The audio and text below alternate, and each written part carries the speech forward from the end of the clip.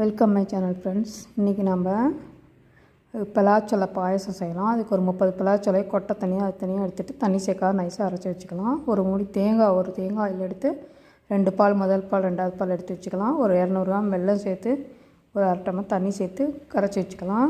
ஒரு கடாயில் நெய் சேர்த்து முந்திரி திராட்சையும் வறுத்து எடுத்து வச்சுக்கலாம். அதே கடாயில் நம்ம அரைச்ச பலாப்பழ பேஸ்ட்டையும் போட்டு நல்லா வதக்கிக்கலாம். இது கூட நம்ம கரைச்ச வெல்லத்தை சேர்த்து கலந்து விட்டுலாம். ஒரு 200 கிராம் வெல்லம் போதும். பலாச்சொலை இனிப்பாக இருக்கும். இது செஞ்சு பாருங்கள், சூப்பராக இருக்கும். இது கேரளாவில் தான் சக்கப்பிரதாமன் செய்வாங்க. நம்ம அது மாதிரி பாயசம் பண்ணுவோம். இப்போ இந்த மாதிரி செஞ்சு வச்சுக்கிட்டு இப்போ இது கூட நம்ம அரைச்சி வச்சுக்க கொஞ்சம் கெட்டியாக ஆனதுக்கப்புறம் 2வது ஆட்டின தேங்காய் பாலை சேர்த்துக்கலாம். நல்லா கலந்து விட்டுக்கலாம். இது நல்லா கொதிச்சதுக்கப்புறம் நம்ம முந்திரி திராட்சை சேர்த்துக்கிட்டு கொஞ்சம் ஏலக்காய் தூள் சேர்த்து நல்லா கலந்து விட்டுக்கலாம். முதல் பாலை கடைசியாக ஊற்றி கலந்து அடுப்பு நிறுத்திடலாம். முதல் பால் சேர்த்து கொதிக்கக்கூடாது. சூப்பரான பலாப்பழம்